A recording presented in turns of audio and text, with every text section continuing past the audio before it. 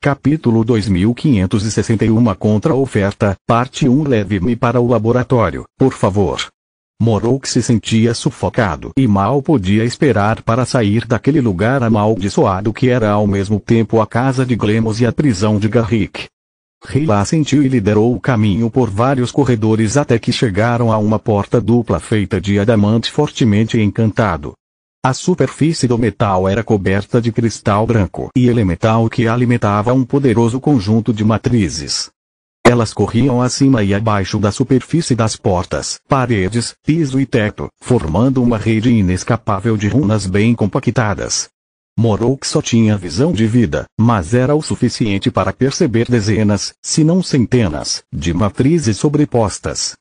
O pior era que, assim como aqueles que cercavam a cidade, a morte de Glemos não havia diminuído seu poder. Mesmo a poucos metros de distância, o tirano podia sentir uma maré colossal de magia espiritual pronta para ser liberada à menor interferência. Como isso é possível? Ele perguntou. Da mesma forma que os harmonizadores. Hila respondeu. Dupla impressão. A marca registrada da sua linhagem. Garrick, seja um querido e abra a porta para nós. Sim, mãe. Um aceno de mão e um piscar de olhos laranja desligaram todo o aparelho. As portas duplas se abriram sozinhas, revelando um laboratório mágico que não era de forma alguma inferior ao de Ajatar. Estantes altas, com até 5 metros de altura no teto, estavam alinhadas contra as paredes e repletas de tomos sobre todos os ramos conhecidos da magia. Morok navegou pelos títulos, descobrindo grimórios originais pertencentes a magos e governantes das chamas. Cada um estava escrito em um código diferente, e não havia sinal de tradução ou de que alguém tivesse tentado decifrá-los.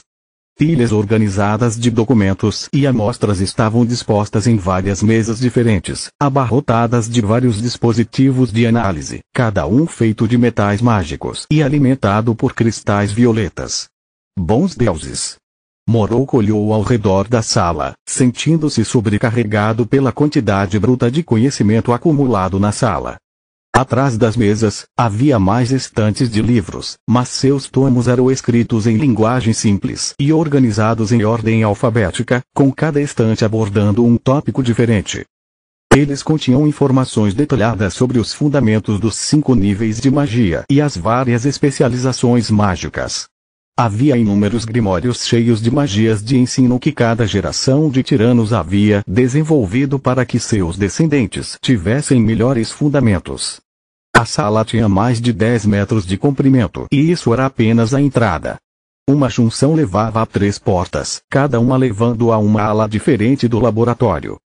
Morok fez um rápido passeio pelas 3 alas, descobrindo que, embora a linhagem tirano tivesse investido em pesquisas sobre todos os ramos da magia e equipado um laboratório separado para cada um, a escultura corporal e a forjaria ocupavam a maior parte do espaço. O laboratório de magia de luz estava cheio de tecidos e amostras de órgãos de diferentes espécies que flutuavam em líquidos de embalsamamento armazenados dentro de campos de êxtase. Os olhos de várias criaturas ocupavam uma parede inteira, até mesmo o de um dragão estava entre eles.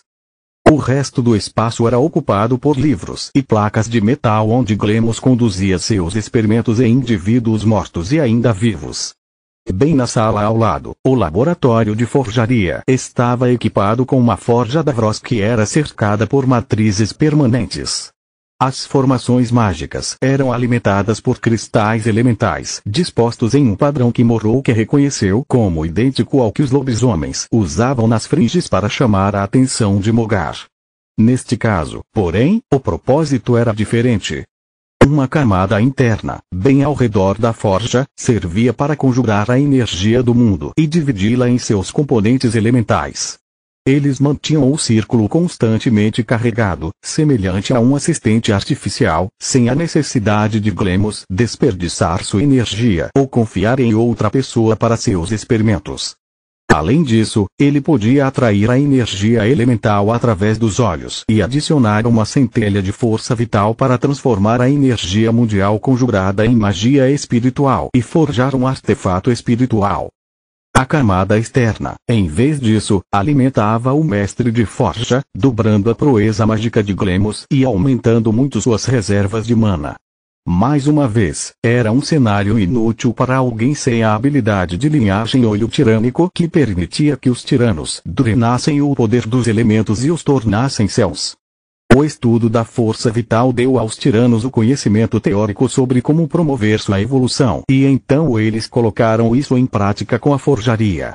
Os conjuntos e as ferramentas alquímicas que foram pesquisadas nos respectivos laboratórios tinham o propósito de facilitar a assimilação da energia mundial e usá-la para alterar permanentemente a força vital dos sujeitos de teste dos tiranos. Os cofres estavam cheios de metais mágicos, cristais de mana e poderosos tesouros naturais, mas havia muito menos do que Morrowick esperava. Acho que isso explica porque até mesmo alguém tão arrogante quanto Glemos foi forçado a pedir o patrocínio das cortes dos mortos-vivos primeiro e de Trude depois. Morrowick pensou. Ao longo dos séculos, os experimentos implacáveis nunca devem ter permitido que a linhagem do tirano acumulasse recursos. Além disso, aposto que no momento em que Glemos pensou estar perto da linha de chegada, ele não poupou despesas e consumiu tudo que não era precioso demais para ser desperdiçado em protótipos. Morrowick encontrou vários livros e pedaços de papel contendo designs para harmonizadores, mas não conseguiu dizer se eram projetos novos ou descartados. Tudo, até mesmo os livros de introdução sobre a manutenção do laboratório, estava escrito em código. Algum de vocês consegue ler isso? Morrowick mostrou a Rayla e Garrick um pedaço de papel aleatório, recebendo um encolher de ombros em resposta. Você sabe onde posso encontrar a cifra? O que é uma cifra? Perguntou o garoto. A chave para decifrar uma linguagem secreta. Morrowick respondeu. Então não. Garrick abaixou os olhos. A única coisa que papai me dizia sempre que eu o procurava aqui era saia. O tirano cerrou os dentes e os punhos, mas no momento em que a criança olhou para ele, havia um sorriso caloroso no rosto de Morrowick. Está tudo bem, irmão. Você já me ajudou muito. Sem você, eu nunca teria entrado aqui. O prazer é meu. Garrick deixou o vestido de Rayla e abraçou Morrowick com alegria, mas o tirano sentiu como se o garoto tivesse cravado uma estaca em seu coração. Morrowick percebeu que, embora tivessem acabado de se conhecer, a palavra irmão significava muito para o garoto, pois lhe dava a esperança de que não ficaria mais sozinho. Preciso que meus amigos entendam como tudo isso funciona. Morrowick disse. Como vamos jogar isso? Garrick, vá para seu quarto, feche as portas e não saia até que eu diga o contrário. É hora de jogar o jogo do silêncio. Rayla disse. Já. O jovem Fomor bateu os pés, chorando de frustração. Mas você acabou de chegar. SHHH, e lembre-se de que o papai está observando, então você tem que ser um bom garoto. Rayla o advertiu antes de levar todos de volta ao berçário. Só siga minha liderança. Agora que o laboratório está desbloqueado, posso teleportar todos para lá diretamente. Rayla acompanhou o garoto para longe e trancou as portas que davam para os aposentos antes de abrir uma porta dimensional que levava de volta ao corredor do Senado, onde todos ainda os esperavam. Capítulo 2562 Contra a oferta, parte 2. Por que demorou tanto?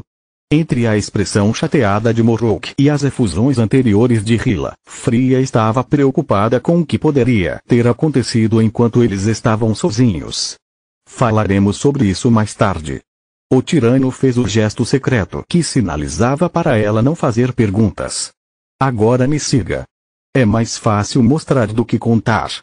Rayla teve que manter sua mão na parede para que o portal permanecesse aberto, deixando passar uma pessoa de cada vez. Ela trouxe Faeluel, Fria, Cira e sua corte.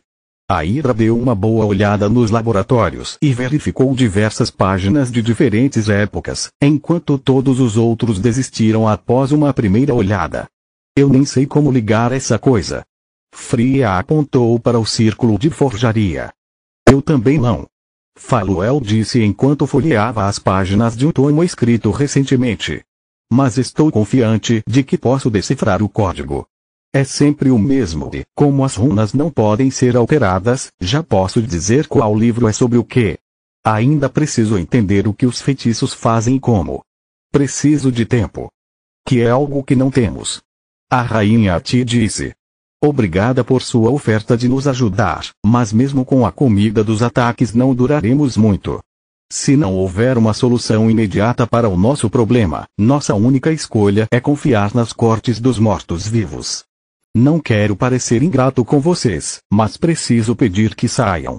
Podem levar os livros, pois eles não têm utilidade para nós, mas manteremos tudo armazenado nos cofres como compensação pelo nosso sofrimento. Precisaremos disso se, depois que os mortos-vivos quebrarem os harmonizadores, eles cumprirem sua palavra e compartilharem o método de criação conosco. Cira suspirou, sua última esperança se despedaçando. E se eu lhe oferecesse uma alternativa? Faluel perguntou. E se eu lhe dissesse que pode haver uma maneira de evitar os abates completamente e manter seu povo relativamente seguro até encontrarmos uma solução? Eu diria que parei de acreditar em milagres depois que minha estadia nos Jardins do Tempo roubou minha juventude. A rainha Ti respondeu com um bufo. Além disso, na minha experiência, ou algo é seguro ou não é. Uma espada é relativamente segura, mas isso significa apenas que ela ainda não está apontada para você. Ponto aceito. A Hidra levantou as palmas das mãos. Não seria realmente seguro. Mais como um campo de batalha, mas pelo menos você não sofreria mais com fome e seu povo morreria por uma causa em vez de porque não tem alternativa. Nós morremos por uma causa e fazemos isso porque não temos alternativa. Qual é a diferença? Os olhos de Cira brilharam com mana e fúria quando seu amigo, Uren, o Balor, agarrou seu ombro para acalmá-la. Já que estamos aqui, podemos muito bem ouvir o que ela tem a dizer. Até mesmo se livrar dos ritos de passagem e permitir que nossos filhos cresçam normalmente seria uma grande mudança. Chagra está fora por menos de um dia. Não é tarde demais para ele. Uren assinou com a mão, trazendo algumas cadeiras para perto para que todos pudessem sentar e relaxar. Muito bem. A rainha Ti fechou os olhos e respirou fundo para se acalmar. Fale, Hidra, mas fale levianamente sobre as vidas do meu povo. Novamente eu matarei todos vocês, mesmo que isso signifique atrair o conselho aqui. Ok. Faluel assentiu. Primeiro as coisas mais importantes. Você conhece Giera? Não. O que é isso? Havia um tom de aborrecimento na voz de Cira, mas não era dirigido a Hidra. Verem, maestria de forja, e agora isso. Quantas coisas Glemos escondeu de nós para garantir nossa obediência e quantas mais as cortes dos mortos-vivos encobriram para nos tornar dependentes delas. Quanto mais ela aprendia, mais o acordo com os mortos-vivos parecia suspeito. Faluel estabeleceu um elo mental para conjurar o mapa de Mogar e então dos continentes de Garlen e Giera.